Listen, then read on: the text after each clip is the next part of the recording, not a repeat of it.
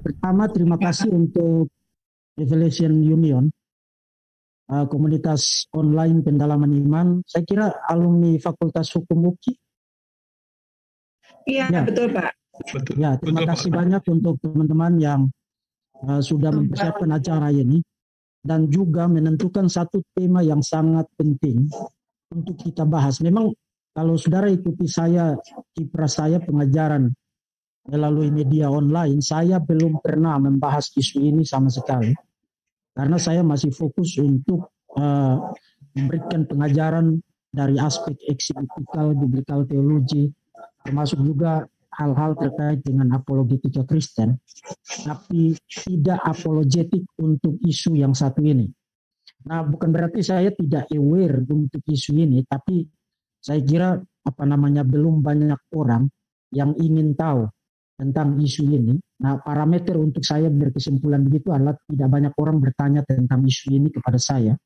Jadi saya memilih membahas hal-hal yang lebih banyak orang nanya ketimbang hal-hal yang kurang banyak ditanya orang. Tapi ketika saya diundang, kemudian Ibu Lucy menghubungi saya pikir ini satu kesempatan yang sangat baik untuk kita bisa lihat bersama tentang isu ini. Nah, untuk menghemat waktu, karena saya hanya dikasih waktu 1 jam, jadi mari kita langsung mulai. Saya sudah siapkan materi untuk pembahasan malam ini, The Queen James Bible ya. Nanti kita akan lihat bahwa sebenarnya ini tidak benar-benar adalah satu versi yang baru. Ini hanya semacam editan untuk sejumlah ayat yang mereka anggap sebagai ayat-ayat yang tidak menguntungkan agenda mereka. Lalu mereka edit untuk dicocok-cocokin dengan propaganda atau agenda mereka. Kemudian mereka cetak begitu saja. Dan dari segi etika penerbitan, termasuk juga etika penerjemahan, itu sudah menimbulkan tanda tanya besar ya. Tidak didasarkan atas satu pun manuskrip. Karena orang membuat terjemahan itu tidak sekadar membuat terjemahan. Even ini tidak bisa disebut sebagai satu terjemahan karena dia tidak mengalih bahasakan Alkitab dari satu bahasa yang lain kepada bahasa yang lain. Dia gunakan bahasa yang sama dengan yang digunakan oleh King James Version, bahasa Inggris, meskipun dalam versi modernnya. Termasuk dia tidak gunakan satupun manuskrip kuno, baik itu untuk perjanjian lama maupun untuk perjanjian baru. Nah, memang para editornya itu mengklaim mereka menggunakan sejumlah referensi leksikon. Ya, leksikon itu berarti kamus untuk studi kata. Jadi kalau orang studi biblika atau studi Alkitab, orang membedakan antara leksikon dan diksioneri. Jadi itu harus hati-hati di situ. Kelihatannya sama saja karena kalau diterjemahkan ke dalam bahasa Indonesia artinya kamus. Tapi itu nature dan tujuan dan fungsinya itu beda. Kalau leksikon itu semata-mata orang studi tentang arti kata. Tapi kalau diksioneri, misalnya Dictionary of the Old Testament, Dictionary of Jesus and the Gospels, Dictionary of Paul and his letters, dan seterusnya. Kalau orang memberikan title dictionary, itu bukan hanya studi kata, tapi konsep yang menyertai kata itu. Jadi kegunaannya dan skopnya itu jauh lebih besar. Itu hanya informasi untuk memberikan pencerahan kepada kita terkait dengan hal itu. Nah, mereka mengklaim menggunakan sejumlah leksikon bahasa Ibrani dan bahasa Yunani, tapi orang membuat terjemahan itu tidak didasarkan pada leksikon.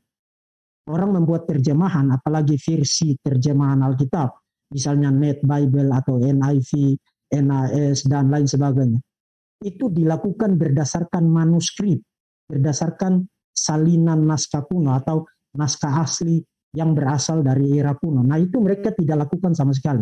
Jadi apakah kita mau sebut ini sebagai satu versi yang baru atau hanya semacam editan untuk beberapa ayat, tapi yang jelas dari segi nature dari penerjemahan translation ini tidak bisa disebut sebagai satu versi yang baru. Nah, karena saya orang biblical theology, saya bukan ahli etika, jadi aspek ini tentang LGBT ini itu bisa dibahas dari banyak aspek, ya, dari aspek medisnya, dari aspek hukumnya, dari aspek psikologinya, dari aspek etikanya, dari aspek teologinya, dari aspek biblikalnya.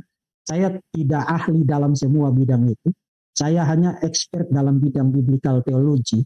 Jadi saya akan telaah The King James Bible ini dari perspektif eksegetikalnya, termasuk juga memberikan pencerahan kepada saudara dari data sejarah, khususnya bapak-bapak apostolik, sampai dengan bapak gereja yang sangat terkenal, Agustinus, terkait dengan isu ini.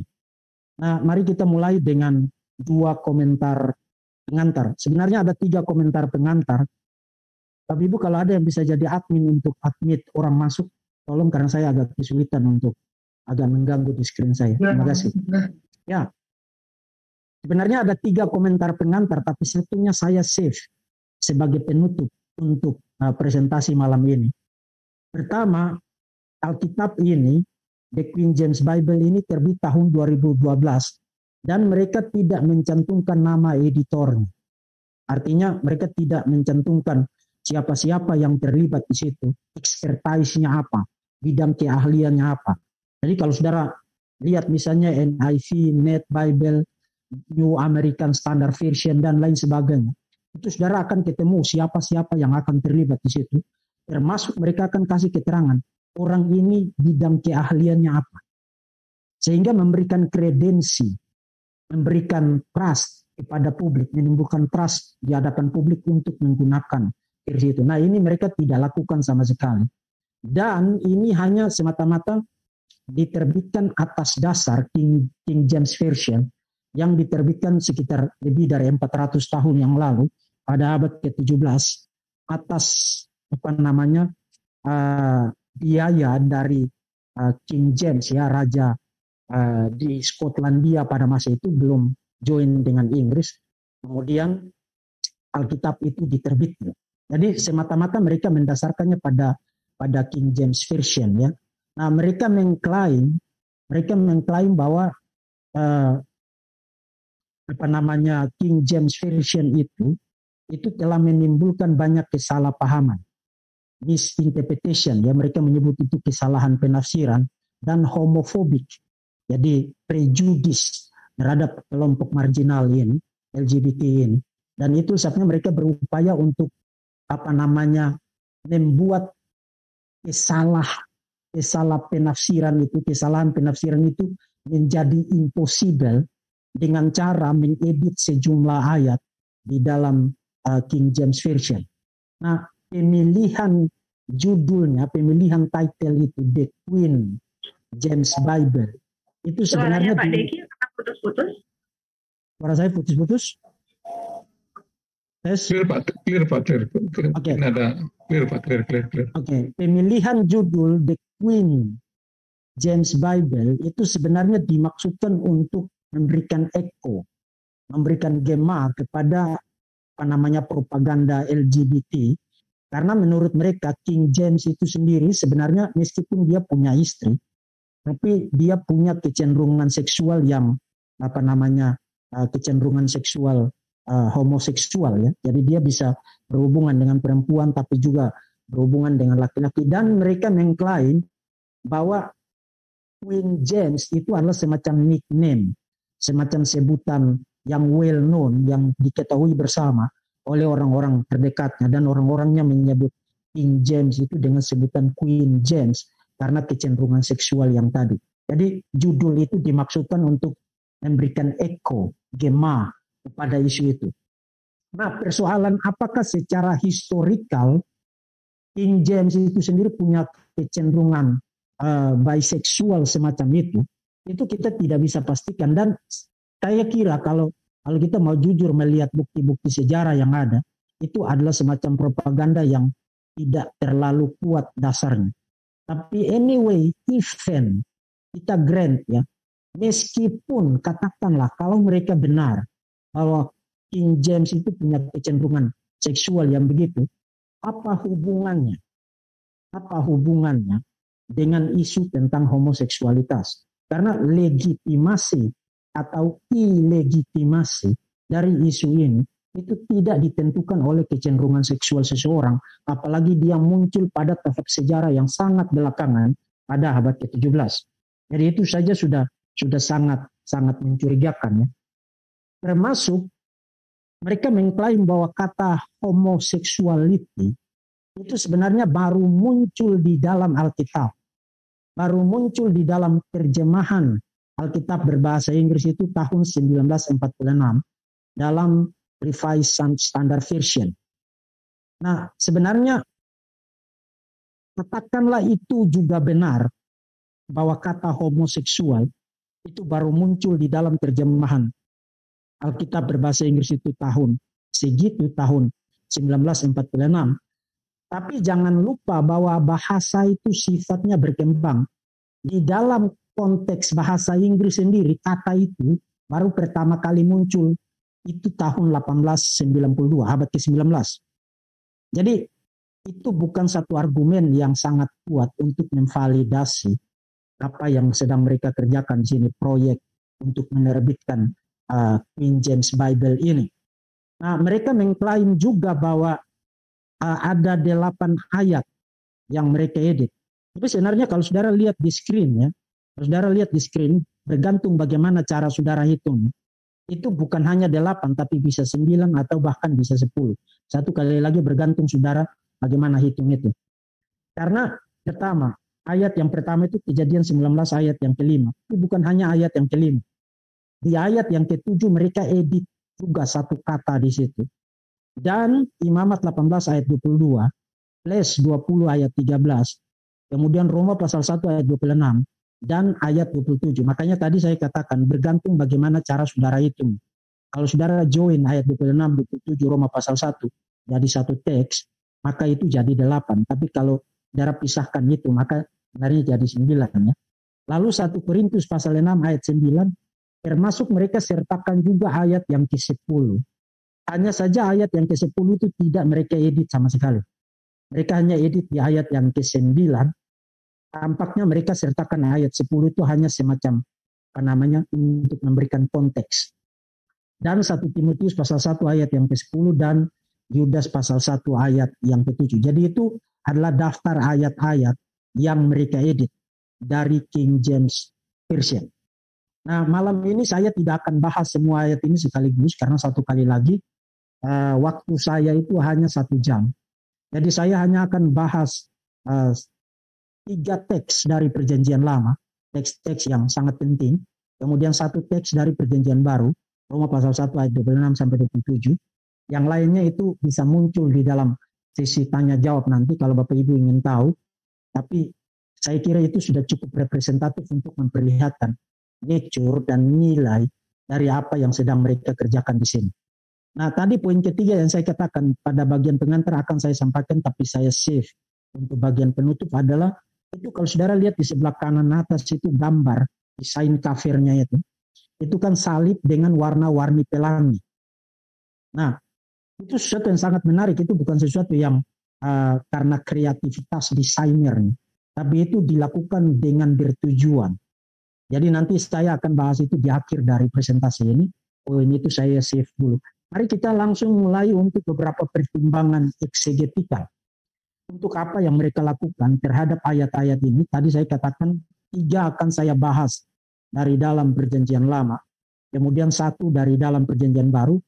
Kemudian nanti kita akan lihat sejumlah data dari bapak-bapak gereja tentang isu homoseksualitas atau isu LGBT. Jadi saya kira posisi kekristenan, posisi secara umum, kekristenan yang konservatif ya, terkait dengan isu ini, itu bukan hanya persoalan berakar di dalam teks Alkitab, tapi juga diafirmasi secara unanimus, secara suara bulat di dalam sejarah gereja, dan nanti kita akan lihat itu bersama. Oke, kita mulai dari teks yang pertama. Kejadian pasal 9, ayat 5 dan ayat yang ke-7. Kejadian pasal 19, ayat 5 sampai dengan ayat yang ke-7. Nah, untuk konteksnya saja, sebenarnya konteksnya itu dimulai dari Kejadian pasal 18. Jadi Tuhan bersama dengan dua malaikat itu menampakkan diri dalam wujud manusia. Jadi Yahweh sendiri menampakkan diri dalam wujud manusia, bertemu dengan Abraham di dekat pohon tarbantin.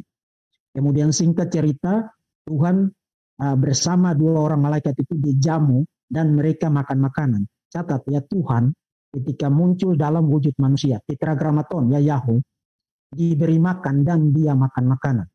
Kalau saudara baca di pasal 18 itu, kemudian memberikan janji tentang kelahiran Ishak, sementara Tuhan masih berbicara dengan Abraham, dua orang malaikat itu sudah pergi ke Sodom dan Gomora.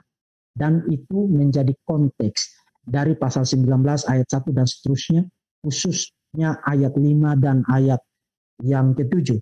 Di ayat yang ke-5 mereka berseru kepada Lot, "Di manakah orang-orang yang datang kepadamu malam ini? Bawalah mereka keluar kepada kami supaya kami mengenal mereka." Itu terjemahan literal dari kata bahasa Ibrani. Jadi, we may know them. Nah, kemudian di ayat yang ke-7, Lot sebagai respons untuk apa yang mereka minta, dan ia berkata, "Saudara-saudara, janganlah kiranya berbuat jahat. Jangan melakukan hal yang jahat." Itu di dalam terjemahan King James Version ya. Nah, yang mereka edit adalah yang saya kasih huruf tebal dan garis bawah itu. We may know, itu mereka edit dengan rape and humiliate. Jadi memperkosa dan melecehkan mereka. Itu mereka edit itu. Kemudian untuk memberikan intensitas dari tindakan yang brutal itu, mereka edit kata jahat di ayat yang ke-7. Mereka edit itu ganti dengan kata secara brutal. Nah, untuk fenomena ini, apa yang dilakukan oleh para editor anonim ini, mari kita lihat beberapa komentar singkat saja supaya kita tidak terlalu banyak waktu ya. Nah, menurut para editornya, kenapa kedua ayat itu harus diedit begitu? Karena menurut mereka konteks dari Kejadian pasal yang ke-19 itu konteksnya itu bukan tentang isu seksual semata-mata, bukan. Tapi konteksnya itu bicara tentang sikap intoleran terhadap orang asing. Nah, sikap intoleran itu mereka ekspresikan dengan cara niat untuk memperkosa, dan dengan demikian mereka humiliate, melecehkan atau merendahkan orang-orang asing itu secara paksa.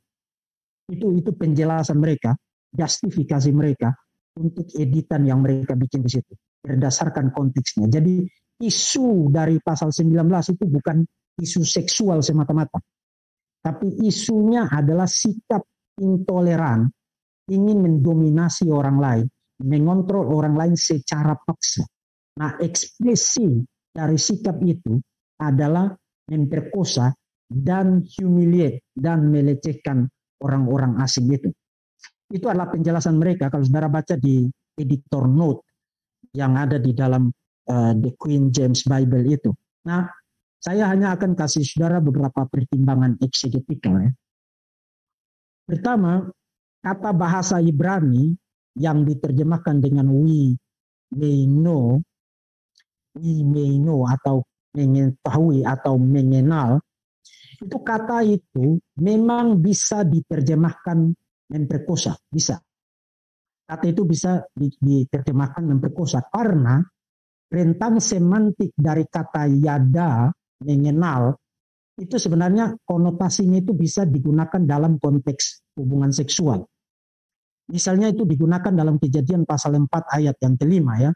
Adam mengenal Hawa istrinya. Jadi kan itu bicara tentang hubungan suami istri. Jadi kata itu memang digunakan secara konotatif untuk bicara tentang hubungan seksual. Di dalam perjanjian baru juga fenomena yang sama ya. Misalnya kalau saudara baca ketika malaikat itu datang berjumpa dengan Maria memberitahu dia bahwa dia akan melahirkan seorang anak laki-laki, Maria bilang bagaimana mungkin itu terjadi kalau aku belum mengenal, kata bahasa Yunaninya apa namanya, ginosko. Kata bahasa Yunaninya ginosko, mengenal, mengetahui, bahasa Ibraninya yada. Aku belum mengenal seorang pria. Artinya Maria tahu dia tidak mungkin hamil, tidak mungkin memiliki anak secara natural ya, kalau dia belum pernah berhubungan seksual. Itu rentang semantik dari kata itu. Tapi masalahnya adalah kata yada itu tidak punya rentang semantik humiliate, tidak punya rentang semantik itu. Artinya dari semua pilihan kata itu, selain mengetahui, artinya mengetahui secara pengetahuan, akal, kognitif, atau mengetahui by experience, berdasarkan pengalaman, atau ada mengetahui dalam personal relationship, mengetahui dalam arti mengenal secara intim, yaitu eufemisme untuk bicara tentang seksual. Kata yada itu sama sekali tidak punya rentang semantik untuk humiliate. Artinya mereka menambahkan satu kata yang tidak ada di dalam rentang semantik dari kata bahasa Ibrani. Itu betul-betul tidak ada. Termasuk mereka kan mengklaim mendasarkan itu pada King James Version ya. Tapi kalau saudara baca King James Version untuk perjanjian lama, King James Version sama sekali tidak menerjemahkan kata bahasa Ibrani kelima yang berarti humiliate atau mempermalukan dan lain sebagainya. Tidak pernah menerjemahkan kata itu dengan humiliate. Jadi ini sesuatu yang janggal di dalam proyek ini ya, janggal karena mereka menambahkan satu kata yang tidak ada di dalam rentang semantik dari kata bahasa Ibrani. Nah, itu soal pertimbangan kata ya. Sebelum saya lanjutkan, saya ingin kasih tahu saudara begini.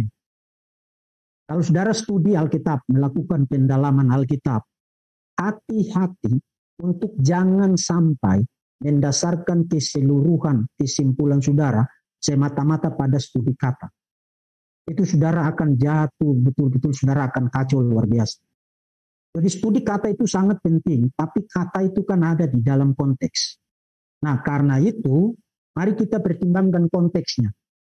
Nah, tadi menurut para editor itu isunya bukan isu seksual, tapi isunya adalah isu mereka ingin mempermalukan, ingin mengontrol, mempermalukan orang-orang asing itu dengan cara memperkosa dan melecehkan orang-orang asing itu. Nah, termasuk ada kalau saudara baca sejumlah komentator yang kritikal mencoba untuk menghindar dari isu seksual itu dengan mereka mengatakan bahwa kejadian pasal 19 itu isunya bukan semata-mata tentang tindakan aktivitas seksual, tapi isunya adalah hospitality. Artinya orang-orang itu tidak punya hospitality. Nah, di dalam konteks timur dekat kuno, pada masa itu, hospitality, keramah tamahan itu sesuatu yang sangat penting. Itu merupakan satu virtue, ya, satu kebajikan pilar utama di dalam masyarakat. Sesuatu yang hari ini masyarakat modern dan postmodern sudah tidak punya lagi. Termasuk itu masih ada sampai di masa perjanjian baru. Kalau saudara ingat daftar kualifikasi para presbiter dan diakonos, para penatua dan para diaken, itu salah satunya adalah mereka yang suka memberikan tumpangan. Nah, itu konteksnya itu sangat jelas karena pada waktu itu tidak ada hotel, tidak ada tempat penginapan, dan meskipun katakanlah ada tempat penginapan, tapi itu hanya orang-orang yang tertentu saja yang bisa membayarnya. Jadi satu-satunya pilihan yang masuk akal adalah kalau saudara dalam perjalanan, saudara menginap di rumah kerabat atau menginap di orang yang punya hospitality. Dan in fact, kata itu nanti menjadi kata yang digunakan untuk rumah sakit. Jadi ini adalah satu virtue yang sangat penting di dalam dunia kuno. Jadi menurut para penafsir yang kritikal, kejadian pasal 19 itu bukan isunya homoseksualitas semata-mata, tapi isunya adalah hospitality. Nah, kaum LGBT ini bilang isunya bukan hospitality, tapi isunya adalah sikap intoleran untuk mengontrol orang lain. Nah, saya kira saudara-saudara, itu adalah logik either or. Either or itu berarti ini atau itu. Maksudnya begini, kalau itu tentang hospitality, maka bukan tentang isu seksual. Atau kalau itu tentang intoleran, sikap intoleran, maka itu bukan tentang aktivitas seksual. Itu logik either or semacam itu tidak punya dasar dari dalam teks itu. Karena meskipun katakanlah kita grant, oke, itu isu hospitality, atau oke, itu isu intoleran, oke. Tapi you tidak bisa membuang isu seksualitas di situ. You tidak bisa membuang itu. Dan in fact, Lot tahu itu sebabnya di ayat 5 ketika mereka teriak-teriak begitu, di ayat yang ke-6, Lot menemui mereka di depan pintu, kemudian Lot bilang begini, saudara-saudara kamu tahu saya punya anak-anak perempuan. Saya bisa kasih mereka, kamu boleh tanda kutip pakai mereka, tapi jangan apa-apain orang-orang asing ini. Itu banyak isu tergabung di situ, isu hospitality ya. Ada masa kuno, kalau kita nampung orang di rumah kita, keselamatan, kemaslahatan orang itu menjadi tanggung jawab mutlak kita. Even kita bisa sacrifice everything untuk orang yang kita sudah welcome untuk masuk ke dalam rumah kita. Jadi dari cultural konteksnya itu memberikan latar belakang untuk apa yang dikatakan oleh Lot di dalam ayat yang ke-6 dan ayat yang ke-7 ya. Itu latar belakang. Jadi even Lot tahu itu bahwa ini bukan semata-mata soal mereka itu orang-orang itu tidak punya hospitality atau orang-orang itu bersikap intoleran. Tapi Lot tahu bahwa masalah paling fundamentalnya di situ sebenarnya adalah masalah seksual. Oke, kalau kita mau bicara dengan agak vulgar, minta maaf. Lot sebenarnya bilang begini, kalau kamu mau meluapkan birahimu, hawa nafsumu, saya punya 2 anak perempuan. Itu bahasa kasarnya itu begitu. Intinya kamu tidak bisa memisahkan isu seksuality dari isu hospitality atau isu intoleran, sikap mendominasi, mengontrol orang secara paksa dari dalam teks itu. Itu pengamatan yang kedua. Dan pengamatan yang ketiga, teks itu tidak berdiri sendiri. In fact itu nanti dikutip lagi di dalam Yudas pasal 1 ayat 7. Saya tidak akan bahas itu malam ini. Tapi mari kita hanya lihat konteks perjanjian lama saja. Saudara, menariknya adalah kalau saudara baca Hakim-Hakim pasal 19 ayat 1 sampai dengan ayat 31, 32 itu di screen itu salah ketik ya. Kurang 1 angka di situ. 31 atau 32 ya. Itu teks yang biasanya disebut oleh para penafsir sebagai Sodom and Gomorrah revisit. Artinya kejadian di Sodom dan Gomorrah itu kejadian lagi di Hakim-Hakim pasal 19. Ceritanya itu beda. Jadi ada seorang Lewi yang punya bundik. Bundiknya itu kemudian meninggalkan dia kembali ke rumah papanya. Kemudian dia nyusul bundiknya itu. Lalu singkat cerita ditahan sana, tahan sini oleh mertuanya. Tapi kemudian dia maksa. Lalu setelah hari ke-5 dia bawa pulang bundiknya. Nah di dalam perjalanan pulang mereka singgah di salah satu kota di Yebus. Kemudian di kota itu mereka duduk di lapangan, tidak ada orang yang mengajak mereka. Nah itu isu hospitality lagi. Pada dunia kuno kalau saudara lihat ada orang yang berjalan melewati kota atau kampung saudara, kalau saudara tidak nawarin mereka untuk tinggal di rumah saudara, itu berarti saudara itu dianggap tidak sopan, ya tidak punya hospitality. Jadi teksnya bahkan mengatakan mereka duduk di tengah lapangan dan tidak ada orang yang mengajak mereka ke rumah. Kemudian ada seorang tua datang pulang dari ladang, nawarin mereka untuk tinggal di rumahnya. Nah ketika mereka sudah di rumah, hal yang persis mirip dengan kejadian 19 terjadi. Jadi laki-laki orang satu kota itu datang gedor pintu rumah bapak itu. Dan mereka mau melakukan hal yang sama seperti orang-orang di Sodom dan Gomorrah. Nah yang menarik saudara perhatikan di situ sebagai pembanding untuk kejadian 19 adalah gundik itu kemudian diserahkan untuk orang-orang itu, dan teks itu mengatakan mereka memperkosa atau menyetubuhi gundik itu dari malam sampai pagi. Dan ketika pagi, gundik itu sudah tidak bernyawa. Artinya dengan membandingkan Kejadian 19, Hakim-Hakim pasal 19, saudara dapat dua cerita dengan nature isu yang mirip di situ. Jadi you tidak bisa membuat dikotomi antara hospitality dan isu seksualitas di situ. Itu tidak bisa bikin dikotomi itu, karena di dalamnya itu semua unsur-unsur itu tercakup. Termasuk meskipun dalam konteks yang berbeda, 2 Samuel pasal 13 ayat 1 dan seterusnya, terkait dengan Amnon memperkosa Tamar, itu juga memiliki literary koneksi literer dengan Hakim-Hakim pasal 19 dan Kejadian pasal 19. Isunya tetap sama, isu seksual. Meskipun di situ ada unsur paksaan di situ, tapi isunya tetap sama. Nah, di samping itu, kalau saudara jadi orang Israel kuno, jadi setelah Musa menulis Pentateuk, kemudian saudara baca Kejadian 19, saudara tidak akan semata-mata membaca Kejadian 19 secara isolatif. Karena saudara sudah punya Pentateuk, dan saudara akan melihat Kejadian pasal 19 menurut Imamat pasal 18 yang secara jelas mengatakan bahwa persetubuhan laki-laki dengan laki-laki atau perempuan dengan perempuan adalah sesuatu kekejian di mata Tuhan. Nah, ini teks juga nanti mereka edit, tapi nanti kita akan lihat bahwa itu adalah upaya yang gagal, dan event itu sangat mudah untuk diperlihatkan kegagalan. Jadi Kejadian pasal 19, yes, itu isu seksual. Meskipun aspek-aspek lain itu bisa ada di situ. Aspek tentang hospitality, aspek tentang sikap intoleran, sikap dominasi, mengontrol orang lain dengan paksa. Tapi itu tidak bisa menghilangkan aspek seksualitas di situ. Apalagi kalau membaca itu dalam konteks yang lebih luas. Jadi dari segi pertimbangan studi kata termasuk pertimbangan konteks, apa yang dilakukan oleh mereka ini adalah sesuatu yang sangat tidak patut ya. Oke.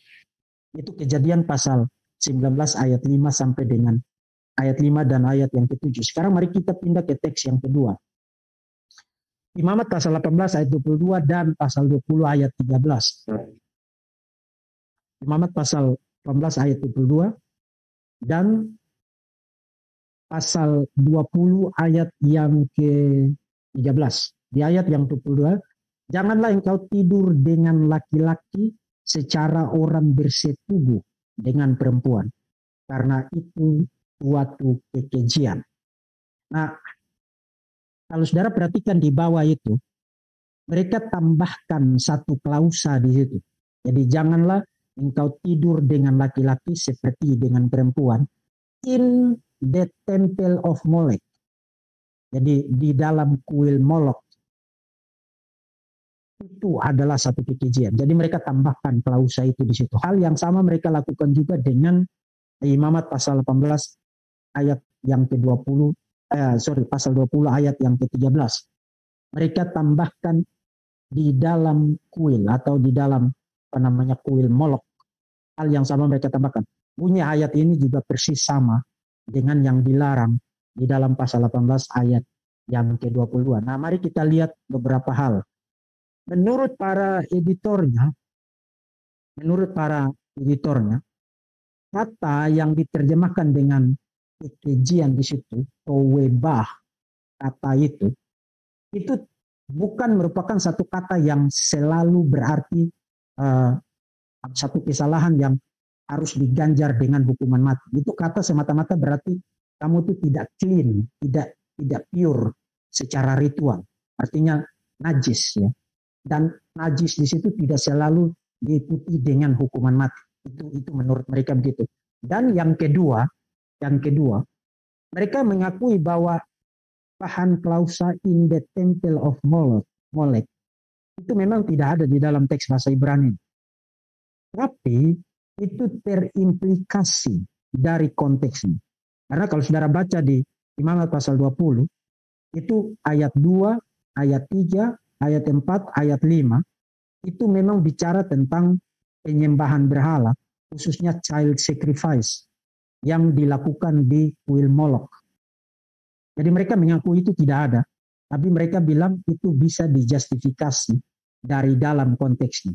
Jadi yang ingin mereka katakan itu begini, yang dilarang di dalam pasal 18 ayat 22 dan pasal 20 ayat 13, itu bukan satu larangan secara umum, bukan, tentang homoseksualitas.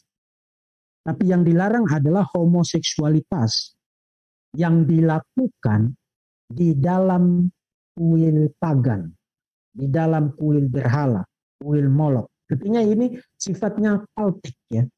Dan bahkan mereka tampaknya ingin mengarahkan orang untuk berkesimpulan bahwa ini hanya khusus diberikan kepada Levites ya, orang-orang Lewi.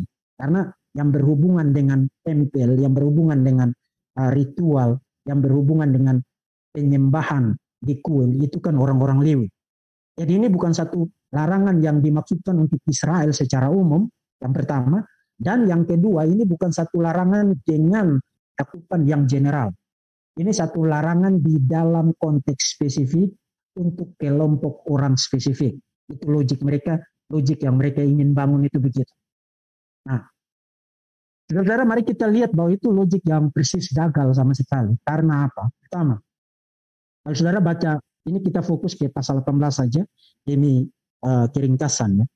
Kalau saudara baca ayat 1, ayat 2, itu konteksnya itu bicara tentang Israel secara umum ya. Jadi bukan hanya tentang orang Lewi, tapi bicara tentang Israel. Tuhan berfirman kepada Musa, berbicaralah kepada orang-orang Israel. Jadi bicara kepada umat Tuhan secara keseluruhan, dan katakanlah kepada mereka, siapa mereka di situ? Orang-orang Israel. Akulah Tuhan Allahmu. Dan kalau saudara baca di ayat yang ke-25 sampai dengan ayat 27, apa yang dilakukan itu, pelanggaran-pelanggaran yang dilakukan itu, mengakibatkan tanah itu menjadi najis. Tanah itu menjadi najis. Jadi dari konteksnya kita tahu bahwa isi pasal 18 itu bukan hanya bicara tentang suku Lewi, tapi bicara tentang Israel. Artinya ini satu larangan, aturan-aturan yang dimaksudkan untuk ditaati dan diperhatikan oleh semua umat Tuhan, orang-orang Israel pada masa itu. Nah, yang menarik adalah begini, kita bisa bikin ini menjadi sangat panjang dari segi eksegetikalnya.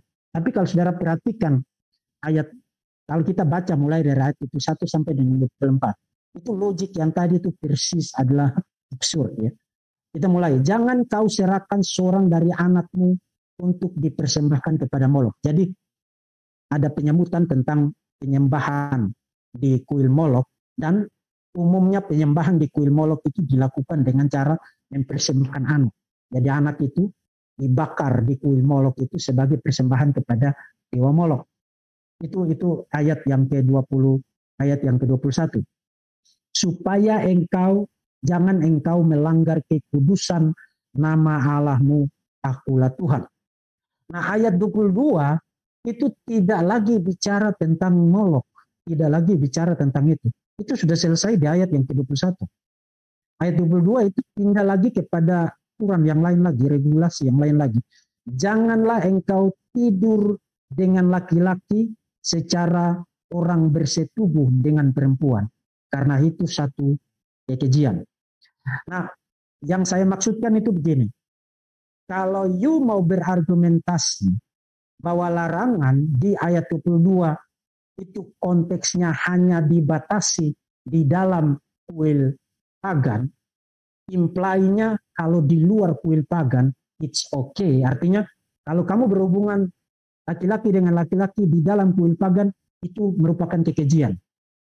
Tapi kalau di luar kuil pagan, itu sesuatu yang normal. Nah, kalau logik yang saudara mau bangun itu begitu, saudara akan menjadi sangat absurd di ayat 23.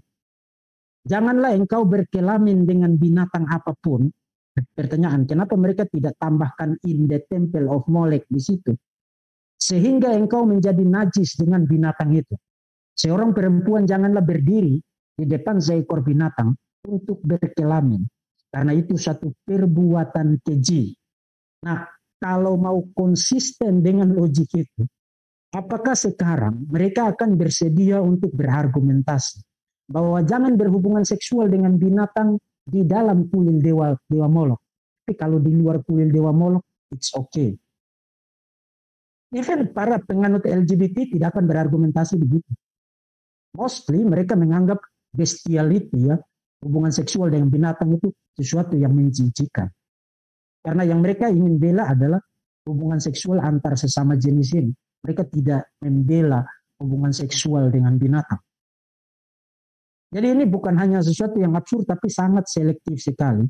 Memperlihatkan bahwa mereka, apa yang mereka lakukan ini, itu semata-mata disetir oleh satu agenda yang tidak didasarkan, tidak mendapat justifikasinya sama sekali dari teks. Kalau mau logik yang mau dibangun, yaitu kedua dibatasi hanya di dalam konteks kuil dewa Molok, kenapa tidak dibatasi di ayat yang ke-23?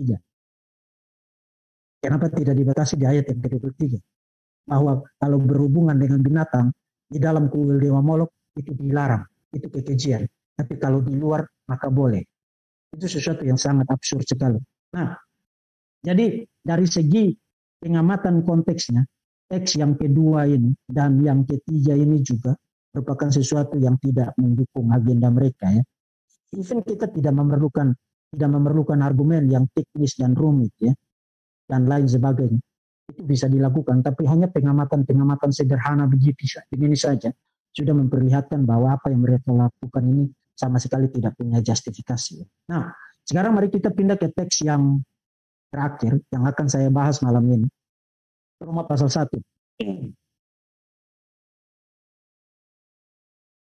Jadi kalau di Imamat 18 ayat 22, pasal 20 ayat 13, mereka nambahin klausa yang tidak ada di dalam naskah bahasa Ibrani.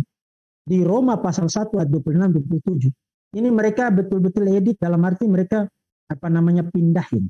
Jadi kalau saudara baca di dalam Alkitab saudara itu, klausa yang for this cause God gave the idolaters dan seterusnya, itu muncul di awal ayat yang ke-26.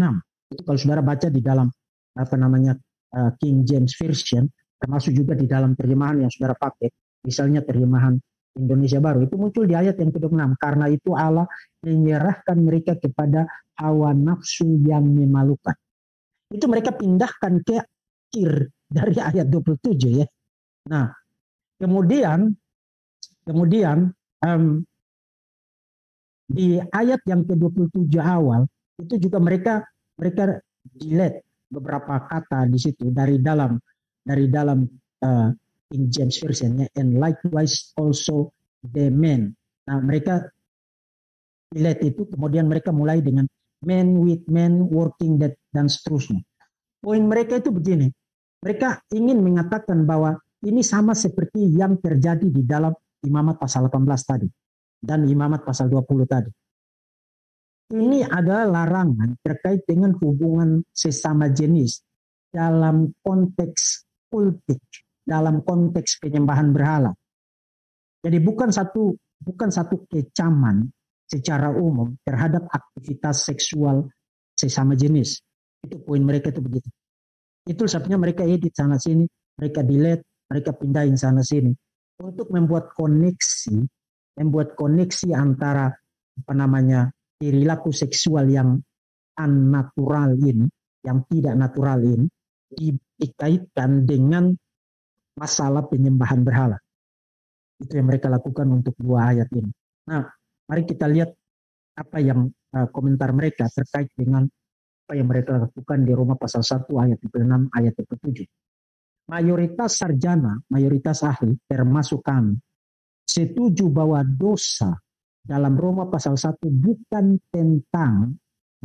tentang menjadi gay atau lesbian atau melakukan hubungan seks gay.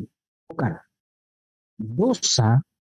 Dosa di dalam Roma pasal 1 adalah menyembah berhala yang bukan Tuhan. Seperti yang ada di dalam Imamat, seperti yang ada di mana-mana di dalam Alkitab.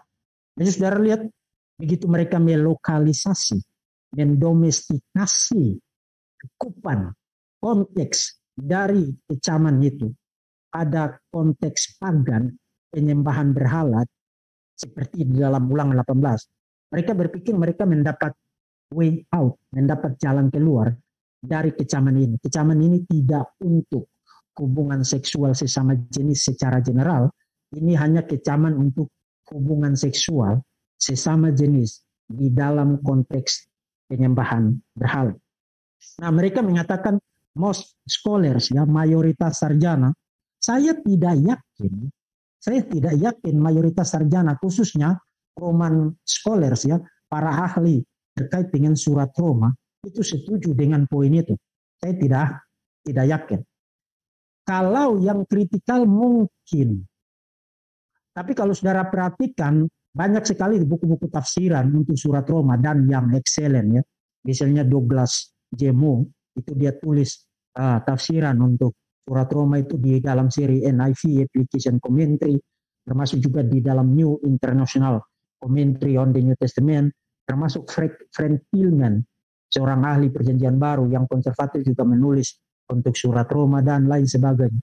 Dan mereka tidak membatasi itu untuk bicara semata-mata dosa dalam konteks spesifik. Seakan-akan kalau itu dilakukan di luar konteks itu, maka itu tidak apa-apa. Dan saya kira pengamatan yang baik, yang jujur terhadap keseluruhan Roma pasal 1 ya sampai dengan pasal 3, itu konteksnya bicara tentang universal reign of sin, ya. Jadi dosa itu telah mencemari segala sesuatu secara universal. Semua orang itu berdosa, itu nanti di state secara eksplisit, ya, di pasal 3, ya. Semua orang telah berdosa dan kehilangan kemuliaan Allah. Nah, di dalam konteks ini, khususnya di dalam pasal 1 ayat pertama sampai dengan ayat yang ke-32, itu bicara tentang semua orang itu harus bertanggung jawab kepada Tuhan. Karena semua orang telah berbuat dosa. Jadi tidak ada orang yang luput dari tuntutan tanggung jawab, mempertanggungjawabkan dosanya terhadap Tuhan. Dan itu dimulai di state dari ayat pertama sampai dengan ayat yang ke-32. Tapi yang saya ingin kita perhatikan dari teks ini adalah satu pola, satu struktur. Paulus menggunakan apa yang disebut dengan retribusi, ya, retribusi secara umum. Jadi kalau kamu melakukan ini, maka akan ada retribusi dari Allah. Dan pola itu diulangi Paulus mulai dari pasal 1 ayat 21 sampai dengan ayat yang ke-31. Konteks dekat dari ayat 26 dan ayat 27 yang tadi mereka edit itu. Jadi manusia menukar kebenaran Allah dengan berhala. Lalu kalau saudara baca di pasal 1 ayat yang ke-24, itu Allah menyerahkan mereka kepada keinginan hati mereka akan kecemaran. Jadi kalau kamu melakukan ini, maka Tuhan akan bikin kamu makin tenggelam di dalam dosa itu. Kemudian mereka menukar kebenaran Allah dengan kebohongan. Itu ayat 25 sampai dengan ayat yang ke-26a. Lalu ayat 26, karena itu Allah menyerahkan mereka kepada hawa nafsu yang memalukan. Kemudian ayat 26b, mereka menukar perilaku seksual yang natural, laki-laki dengan perempuan, dengan yang tidak natural.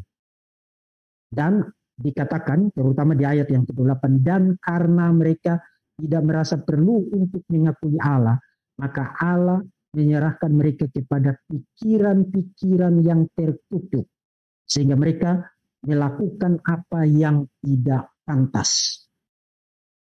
Jadi Paulus tidak bicara tentang satu konteks spesifik, di mana kamu kalau lakukan itu di situ, maka kamu berdosa. Kalau itu lakukan di luar konteks itu, maka it's okay. Tidak. Pasal 1, Roma pasal 1, ayat 1 sampai dengan ayat 32 itu ayat yang sangat terkenal. Bicara tentang kondisi manusia akibat dosa dan korupsi dosa. Mencemari everything, pikirannya, perilakunya, motivasinya, tujuannya, dan lain sebagainya. Segala sesuatu dicemari oleh dosa. dicemari oleh dosa. Dan itulah sebabnya kalau saudara baca pasal 12 ayat 1 dan ayat 2, setelah satu prosesi eksposisi doktrinal mulai dari pasal 1 sampai pasal 11, Paulus mulai nasihatnya dengan karena itu persembahkanlah tubuhmu sebagai persembahan yang kudus dan harum dan yang berkenan kepada Allah. Opposite-nya adalah apa yang dilakukan di ayat 21 sampai dengan ayat 31 itu. Jadi orang yang tidak mempersembahkan tubuhnya kepada Tuhan, in general, Tuhan akan bikin dia untuk makin mencemari dirinya dengan macam-macam hal. Itu retribusi yang didaftarkan Paulus mulai dari ayat 21 sampai dengan ayat 26. Supaya kamu tidak makin terjerumus ke dalam kecemaran-kecemaran itu. Caranya adalah apa? Persembahkan tubuhmu sebagai persembahan yang kudus dan yang harum dan yang berkenan kepada Allah. Di luar daripada itu, kamu akan mengikuti keinginan dagingmu sendiri, mengikuti keinginan dosa. Dan ketika kamu mengikuti itu, Tuhan akan bikin kamu makin terjerumus ke dalamnya. Saya selalu katakan, saudara-saudara, ini bukan sekadar untuk kita punya pengetahuan, tapi juga refleksi untuk spiritualitas. Saya selalu katakan bahwa kalau orang Kristen itu sukses berbuat dosa, apalagi dosa yang besar ya, itu saudara sudah harus sangat hati-hati. Karena itu berarti judgment Tuhan itu sudah fall on you. Karena logiknya itu begini, you orang Kristen, ada Roh Kudus di dalam dirimu, mendiami dirimu. Tubuhmu adalah bait Allah, adalah bait Roh Kudus. Artinya tubuhmu itu tidak berpenghuni, tapi didiami oleh Allah sendiri. Nah, kalau Roh Kudus berdiam di dalam dirimu, yang mengerjakan pengudusan terus-menerus di dalam dirimu, maka masuk akal tidak Tuhan yang berdiam di dalam dirimu membiarkan kamu untuk jatuh ke dalam dosa yang sangat besar. Apakah korupsi misalnya, apakah berzina misalnya, dan lain sebagainya. Hal-hal yang keji di mata Tuhan, kita tahu bersama itu dari dalam Alkitab. Apakah masuk akal? Kalau sampai Tuhan mengizinkan itu bukan sesuatu yang baru terjadi dalam satu malam. Itu berarti kita sudah melewati satu proses meninggalkan Tuhan, mengabaikan Tuhan. Satu proses yang sangat panjang. To the point, suara Roh Kudus di dalam hati kita itu sudah tidak bisa kita kenali lagi. Sudah tidak bisa kita kenali lagi. Yang kita kenali adalah suara hati dan keinginan daging kita sendiri. Jadi saudara harus hati-hati. Jangan senang kalau saudara sukses berbuat dosa. Dapat untung besar. Tapi kalau itu dilakukan dengan cara yang berdosa, saudara jangan senang. Itu berarti the judgment of God is fall on you.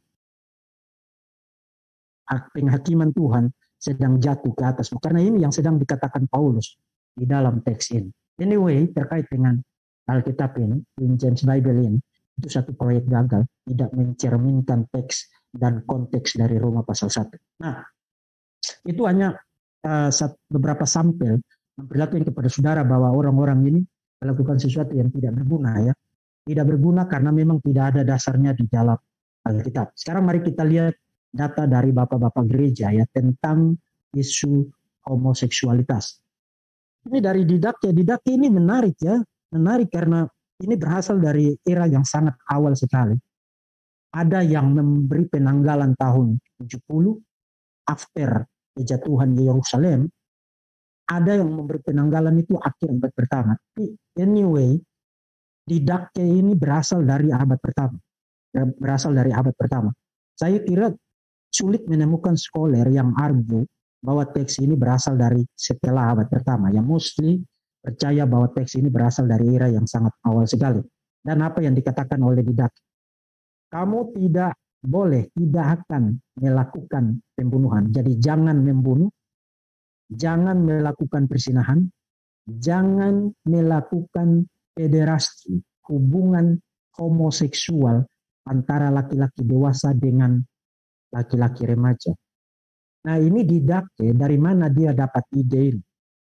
Dari Alkitab. Dari Alkitab. Nah orang-orang ini hidup dalam konteks yang sangat dekat dengan konteks penulisan Alkitab. Mereka bicara bahasa yang dipakai untuk menulis Alkitab. Bahasa Yunani, mereka ngerti bahasa Ibrani, dan seterusnya. Dan mereka hidup dalam culture yang sama.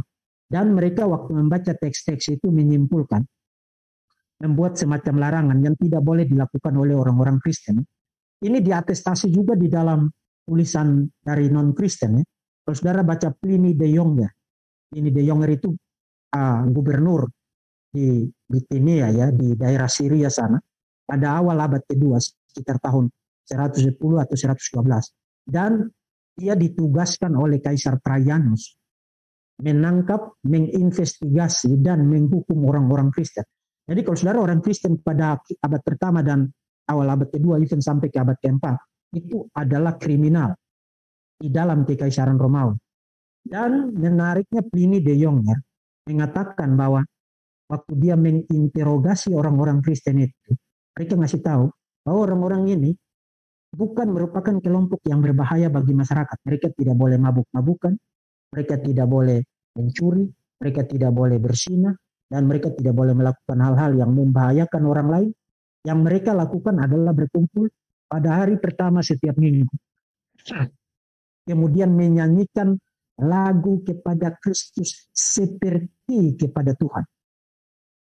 Dan yang menarik juga Pliny the Younger mengatakan bahwa dia tahu cara bagaimana membedakan orang ini Kristen atau tidak. Caranya adalah suruh dia untuk mengutuk Yesus. Dia pasti tidak akan mau. Jadi Pliny the Younger, gubernur pagan, kafir pada awal abad kedua, mengatakan caranya gampang, kamu tahu dia Kristen atau tidak, suruh aja dia kutuk Yesus dan menyembah kaisar. Dia pasti tidak mau. Karena orang Kristen sejati tidak mau melakukan itu. Itu kata-kata Pliny the Younger. Jadi apa yang dikatakan di dalam Didake, ini juga diatestasi di dalam sumber-sumber non-Kristen. Ya. Kemudian ini Athenagoras dari Athena pada abad yang kedua. Tetapi meskipun begitulah karakter kita, mengapa saya harus berbicara tentang hal-hal yang tidak pantas untuk diucapkan, hal-hal yang dikatakan tentang kita adalah contoh peribahasa, pelacur, menegur, orang sutik. Bagi mereka yang telah mendirikan pasar untuk percabulan dan mendirikan tempat peristirahatan terkenal bagi kaum muda untuk setiap jenis kesenangan yang keji, yang bahkan tidak menjauhkan diri dari laki-laki, laki-laki dengan laki-laki melakukan kekejian. Laki-laki dengan laki-laki melakukan kekejian yang shocking, yang mengejutkan. Jadi pada abad kedua, Bapak-bapak gereja percaya bahwa hubungan antar sesama jenis adalah kekejian. Persis bahasa yang sama digunakan di dalam Alkitab. Tertullianus, tetapi semua kegilaan nafsu lainnya, pencemaran terhadap tubuh maupun terhadap jenis kelamin, saudara perhatikan di situ, impious both toward the bodies and toward the sexes. Itu bukan namanya membuat ego kepada perilaku seksual antar sesama jenisnya. Itu beyond the laws of nature, melampaui hukum alam. Ya. Jadi perilaku semacam itu dianggap melampaui hukum alam. Bahkan dia sebut sebagai monstrosities, ya, sesuatu yang seperti monster. Jadi bukan sekadar dosa, tapi itu sangat-sangat big, ya, sangat berbahaya. Kemudian Eusebius dari Kaisarea. Tuhan dalam Taurat yang diberikan kepada Musa telah melarang semua pernikahan yang tidak sah dan semua praktik yang tidak pantas, penyatuan atau pencampuran wanita dengan wanita dan pria dengan pria. Itu disebut sebagai forbidden dan sesuatu yang dilarang dan tidak sah, pernikahan yang dilarang dan tidak sah. Kemudian John Chrysostomus, ya, Yohanes Chrysostomus ini dia bicara secara metaforik, ya, dia bicara secara metaforik. Pertimbangkan betapa besar dosa itu, memaksa neraka muncul bahkan sebelum waktu. Jadi melakukan dosa-dosa ini itu seperti saudara tarik turun neraka, turun ke bumi sebelum waktunya. Lalu dia bicara secara metaforik dengan mengatakan karena hujan itu tidak biasa, karena persetubuhan yang bertentangan dengan nature, dan itu membanjiri tanah karena nafsu telah melakukan itu terhadap jiwa mereka. Karenanya juga hujan adalah kebalikan dari hujan biasa. Sekarang tidak hanya gagal menggerakkan rahim bumi untuk menghasilkan buah-buahan, tapi bahkan membuatnya tidak berguna untuk penerimaan benih. Maksudnya itu begini, nanti saudara bisa baca sendiri. Metafora yang digunakan oleh John Chrysostom di sini seperti saudara nanam benih. Saudara maksudkan untuk apa? Menghasilkan life, menghasilkan kehidupan. Nah, poinnya adalah begini, kalau saudara melakukan hubungan laki-laki dengan laki-laki, perempuan dengan perempuan, hubungan itu tidak create life. Itu persis di opposite, persis bertentangan dengan program Tuhan ketika menciptakan manusia. Bertambah banyaklah kamu, berkembang biaklah dan penuhilah bumi. Jadi relasi salah satu tujuan Tuhan menciptakan pria dan wanita adalah tujuan prokreasi. Create life. Kamu tidak menciptakan kehidupan dengan relasi laki-laki dengan laki-laki, perempuan dengan perempuan.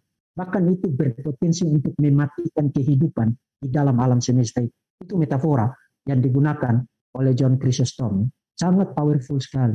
Dan itu sesuatu yang harus kita ingat baik-baik. Ya. Dan yang terakhir, ini Bapak gereja yang sangat terkenal, mempengaruhi baik gereja barat maupun gereja timur, ya Agustinus. Agustinus mengatakan bahwa pelanggaran-pelanggaran yang bertentangan dengan kodrat terjadi di mana-mana. Dan setiap kali itu terjadi, itu harus dibenci dan harus dihukum. Seperti halnya orang-orang Sodom, jadi dia bikin alusi kepada Sodom ya. Sepertinya halnya orang-orang Sodom, hal itu juga dilakukan oleh semua bangsa. Mereka semua harus dianggap bersalah atas kejahatan yang sama oleh hukum Allah. Yang tidak membuat manusia sedemikian, sehingga mereka harus saling melecehkan dengan cara itu. Bahkan persekutuan yang seharusnya ada antara Allah dan kita dilanggar ketika sifat yang sama yang dia ciptakan itu dicemarkan oleh kesesatan nafsu. Jadi kalau saudara baca bapak-bapak gereja itu unanimous mengecam, mengutuk perilaku hubungan antar sesama jenis. Itu period, itu simply you tidak temukan anomali di dalam tulisan bapak-bapak gereja. Itu saya hanya tampilkan beberapa sampel aja. Artinya mereka membaca Alkitab persis seperti apa yang hari ini dikecam oleh kekristenan yang evangelikal, yang injili. Jadi kalau hari ini saudara mengecam LGBT, itu saudara dianggap homofobik ya. Saudara dianggap punya prejudis yang tendensius terhadap isu gender ya. Nah, jadi bapak-bapak gereja itu punya posisi yang sama. Seperti apa yang menjadi posisi dari kekristenan yang form dan yang evangelikal saat ini. Nah, singkat cerita, ini sebentar lagi akan selesai. Kalau saudara lihat di covernya itu, mereka bikin gambar salib dengan warna-warni rainbow, ya, warna-warni pelangi. Kalau saudara tahu tentang imagery Alkitab, salib itu kan lambang Tuhan. Simbol dari Tuhan mengasihi dunia ini, self-sacrifice.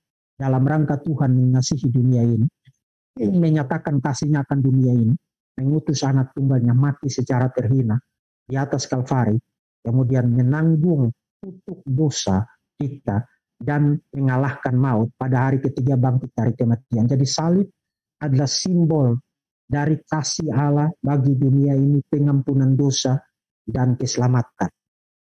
Nah, kenapa mereka kasih warna-warni pelangi? Kalau saudara ikuti isu gender ini, isu tentang LGBT ini, pelangi itu digunakan sebagai imagery dari LGBT. Nah, poin mereka adalah salib dan LGBT, kekristenan dan LGBT itu tidak mutually eksklusif, tidak bertentangan, tapi united. Jadi itulah sebabnya kalau saudara baca ada satu artikel jurnal ya, The King James Bible and its Queering of Scripture. Konstantin mengatakan penyatuan, unification dari dua simbol yang dapat dikenali secara universal ini menandakan upaya mengklaim inklusivitas. Jadi mereka ingin memasukkan diri sebagai bagian dari kelompok Kristen, mengklaim inklusivitas dari kelompok ini dalam agama Kristen yang melibatkan interaksi berlapis di antara makna yang terkait dengan masing-masing simbol dan seterusnya. Dan mereka ingin bilang bahwa LGBT dan kekristenan itu bukan sesuatu yang mutually eksklusif. Saudara tidak perlu jadi orang Kristen yang menganggap LGBT itu adalah dosa yang keji di mata Tuhan. Karena sekarang saudara bisa lihat unification itu, penyatuan itu melalui simbol salib dengan warna-warni pelangi. Nah, saudara-saudara, yes, ada beberapa komentar untuk poin ini, yes, dan kita akan selesai kemudian sesi tanya jawab. Yes, setuju bahwa pelangi dan salib, sejauh kita bicara tentang imagery, pelangi dan salib itu bukan mutually eksklusif. Event saling menjelaskan satu sama lain. Karena pertama kali saudara dapat imagery tentang pelangi itu di Kejadian pasal 9.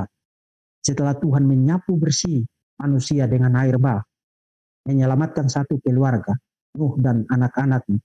Dan menariknya kalau saudara perhatikan narasi itu adalah Tuhan bahkan lebih banyak sayang binatang daripada manusia. Kalau saudara hitung jumlahnya, dari segi jumlahnya, lebih banyak binatang yang diselamatkan daripada jumlah manusia. To the point, dosa manusia, to the point, Tuhan bahkan lebih sayang binatang daripada manusia. Itu kalau saudara baca narasi Kejadian pasal 8 itu begitu. Kemudian di pasal 9 setelah bahtera Nuh itu kandas dan air itu menjadi surut, Tuhan mengadakan perjanjian dengan Nuh. Perjanjian dan tanda perjanjian itu adalah pelangi. Nah, kalau saudara perhatikan bentuk pelangi itu seperti busur terbalik. Seperti busur terbalik. Dan para ahli perjanjian lama akan kasih tahu saudara bahwa itu berarti Tuhan itu, jadi tadinya Tuhan at war, perang melawan ciptaan. Sekarang Tuhan sarungkan alat perang itu, mengadakan perjanjian damai dengan ciptaannya diwakili oleh Nuh. Dan Tuhan bahkan menjanjikan bahwa dia tidak akan lagi menghukum dunia ini dengan air bah. Pertanyaannya kenapa? Karena nanti di kemudian hari, dia bukan hanya tidak akan lagi menghukum dunia ini dengan air bah, tapi bahkan menyelamatkan umatnya dari dalam dunia yang berdosa ini melalui salib Tuhan Yesus.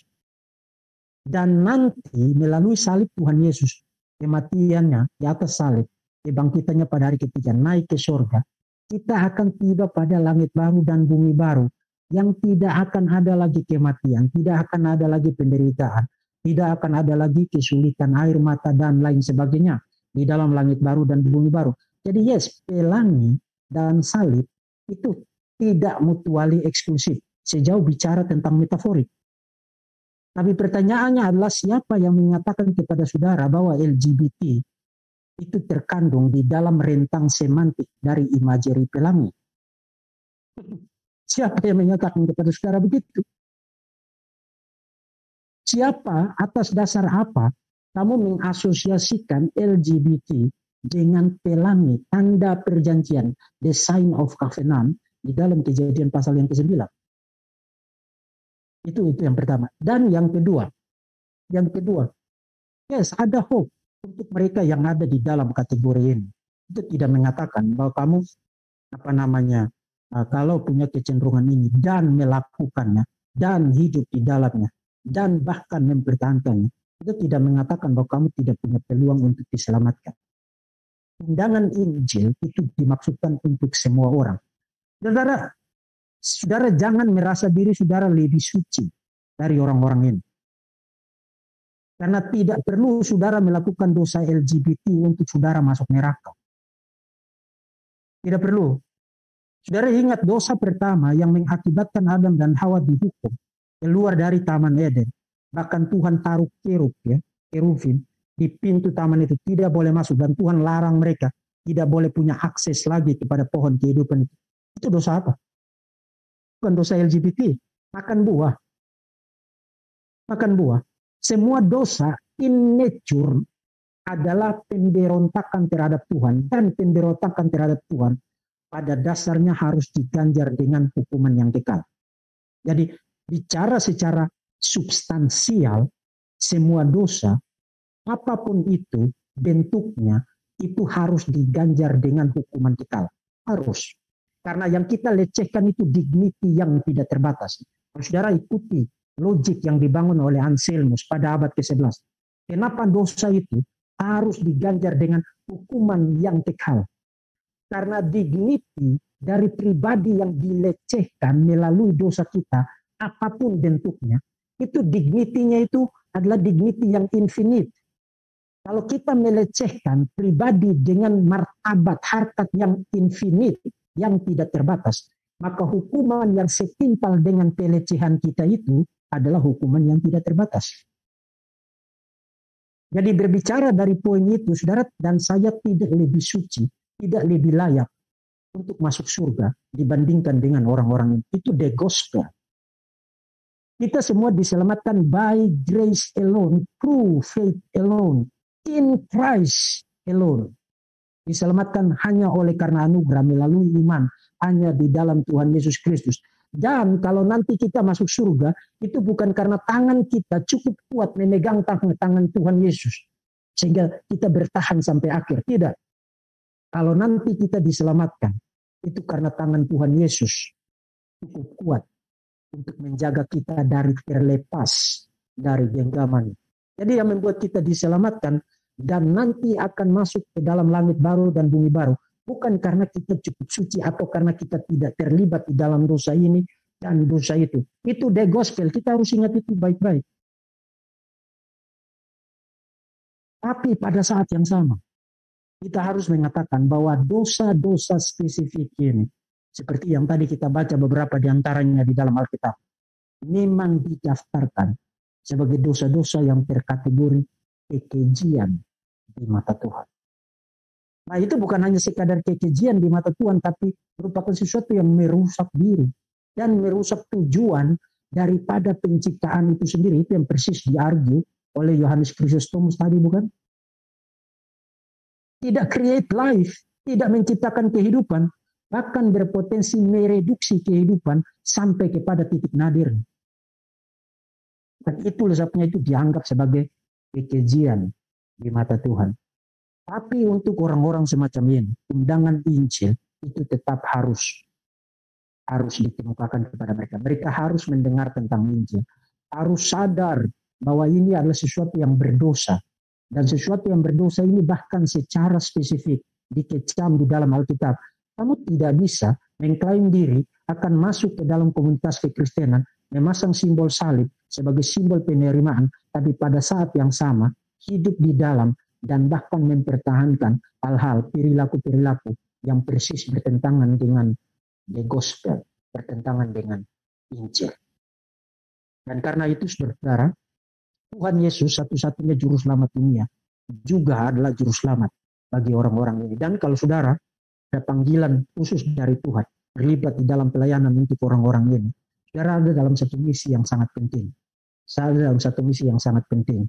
Dan karena itu melalui materi ini saya berharap kita bukan hanya dapat pencerahan tapi juga dapat insight dan motivasi-motivasi yang baik untuk melayani orang-orang semacam ini. Oke, kita bisa masuk dalam sesi Q&A.